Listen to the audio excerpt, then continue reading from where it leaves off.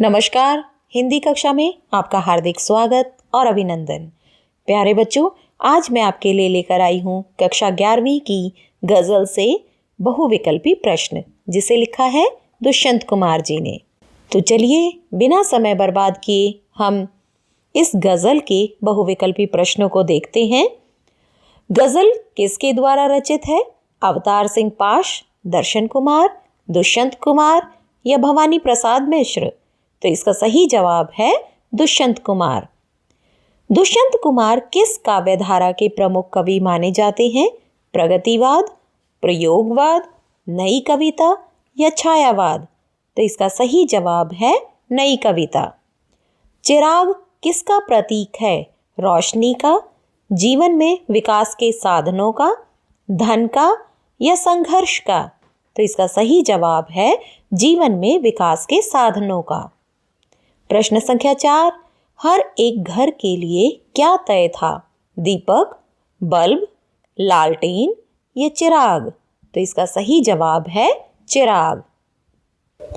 कवि कहते हैं, कहाँ तो तय था चिरागा हर एक घर के लिए, कहाँ चिराग मयस्सर नहीं शहर के लिए।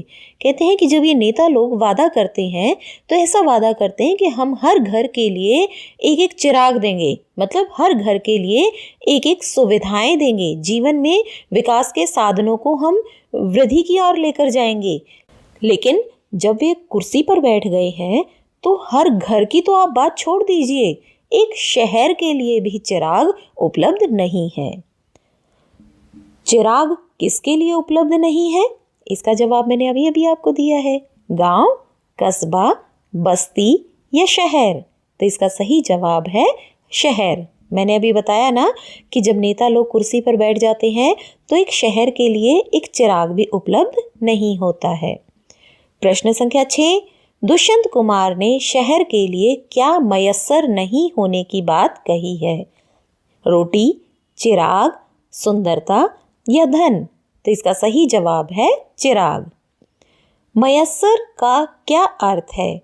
शराब, उपलब्ध, मैखाना, तहखाना? तो इसका सही जवाब है उपलब्ध। अभी मैंने इस गज़ल की आपको व्याख्या करके दिखाई थी, तो आप लोगों ने ध्यान से सुना कि कहाँ चिराग मयस्सर नहीं शहर के लिए, कि कहाँ चिराग एक शहर के लिए एक चिराग भी उपलब्ध नहीं है। मयस्सर शब्द कौन सी भाषा का है? हिंदी, संस्कृत, उर्दू या फ्रेंच? तो इसका सही जवाब है उर्दू। प्रश्न संख्या 9, कवि के अनुसार यहाँ किसके साए में भी धूप लगती है? भवनों के, मंदिरों के, दरख्तों के या तीनों के? तो सही जवाब है दरख्तों के। कवि कहते हैं, यहाँ दरख्तों के साए में भी धूप लगती है। दरख्त मतलब क्या होता है? पेड़। पेड़ों के नीचे भी धूप लगती है, अर्थात पेड़ों के नीचे तो हमें छाया लगनी चाहिए, लेकिन यहाँ पर विरोधाभास है कि पेड़ों के साए में भी धूप लगती है, पेड़ों के नीचे भी धूप लगती है। दरख्तों के साए में धूप लगने का क्या अर्थ है? प्रशासनिक अव्यवस्था, पतझड़, वृक्षों का सूखना, अत्यधिक गर्मी? तो इसका सही जवाब है प्रशासनिक अव्यवस्था। यहाँ पर इसका गूढ़ अर्थ लिया है प्रशासनिक अव्यवस्था के लिए। दरख्त किस भाषा का शब्द है?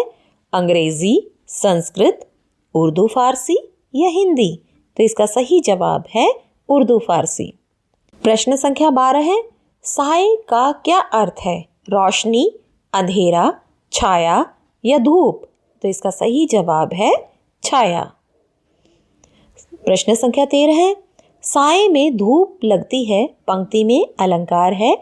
अनुप्रास, यमक, विरोधाभास या उपमा?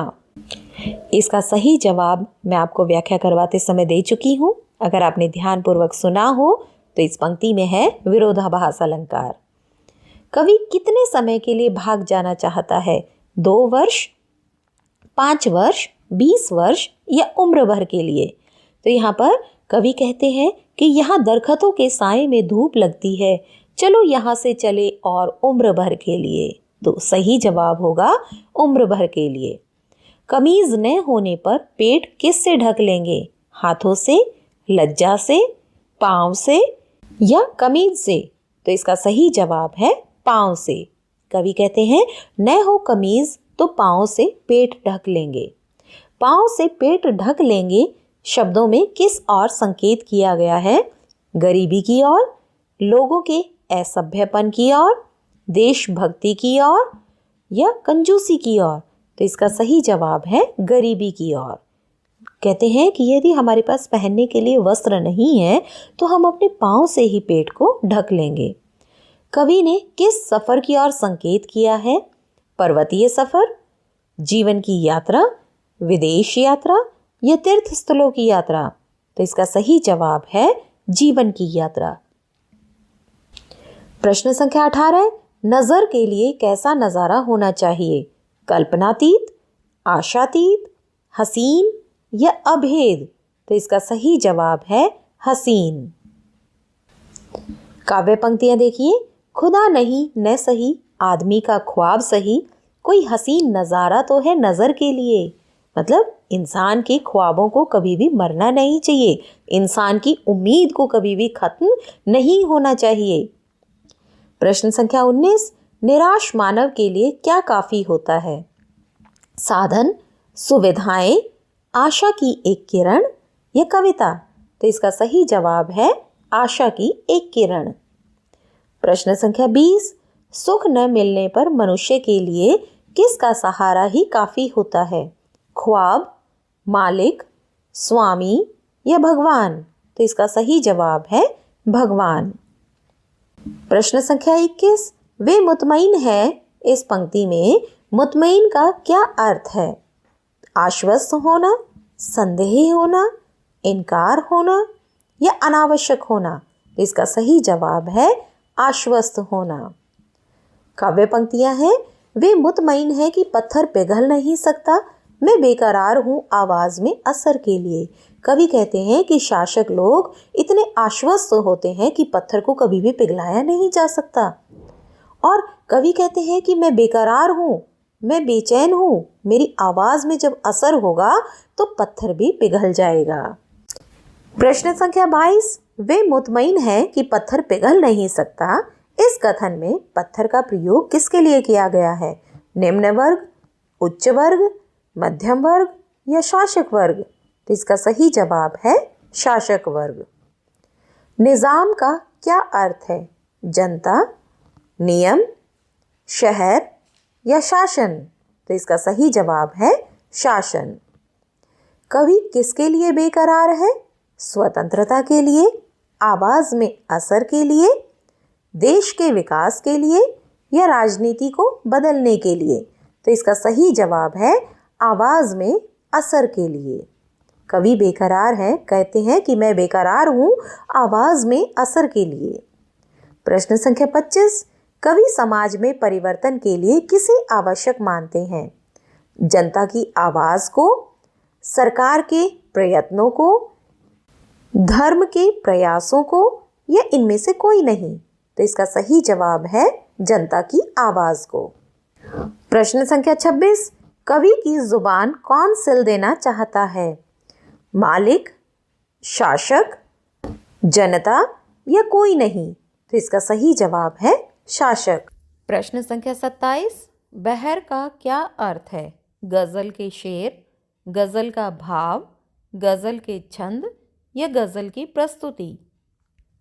इसका सही जवाब है गज़ल के शेर। प्रश्न संख्या 28, कवि अपने बगीचे में किस पेड़ के तले जीना चाहता है?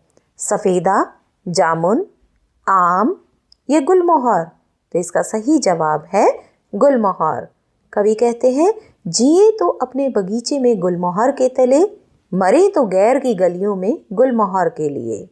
और यहाँ पर गुलमोहर जो लिया है उन्होंने, यहाँ पर प्रतीकात्मक अर्थ में लिया गया है, मतलब इसका आत्मसम्मान के अर्थ में। प्रश्न संख्या 29, गुलमोहर में क्या विद्यमान है? प्रतीकात्मकता, बिंब योजना, अलंकार योजना या गेयता? तो इसका सही जवाब है प्रतीकात्मकता।